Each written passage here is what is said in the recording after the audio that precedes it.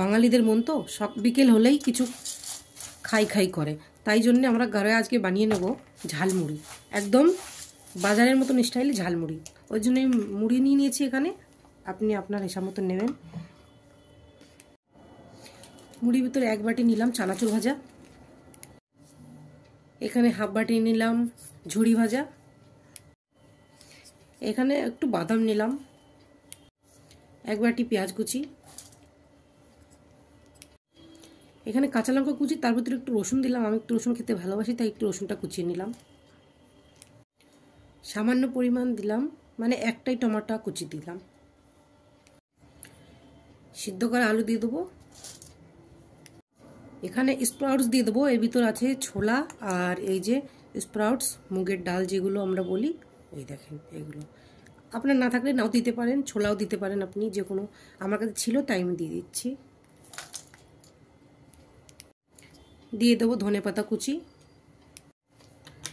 আর এর ভিতরে আমি দেবো এই যে আচারের যে তেলটা ছিল সেই তেলটা আমি দিয়ে দেবো। এটা দিলে স্বাদটা আরও বেশি আসে। যেখানে আমরা খাই ঝালমুড়ি ওরাও কিন্তু এই তেলটা দিয়ে থাকে, আর সর্ষের তেলটাও দিয়ে থাকে, আর ওই কাসুন্দি, তাহলে এটা আমি দিয়ে দেবো।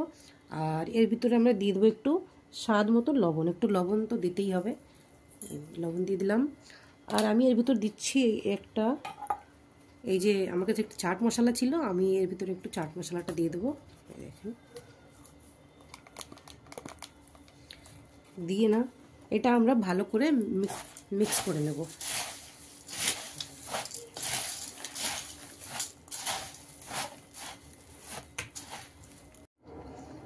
এই দেখেন ঝালমুড়ি রেডি হয়ে গেছে, আর আপনারাও বাড়িতে এটা ট্রাই করুন, আর আমাকে কমেন্ট করে জানান যে কেমন লাগলো ঝালমুড়িটা আপনাদের। আর আপনারা প্লিজ আমাকে কমেন্ট করে বলবেন যে ঝালমুড়িটা আপনারা কীভাবে বানান। আর আমি এইভাবে বানিয়ে দিলাম, আপনারাও তাড়াতাড়ি বানিয়ে ফেলুন, আর আমার চ্যানেলটাকে লাইক সাবস্ক্রাইব করুন।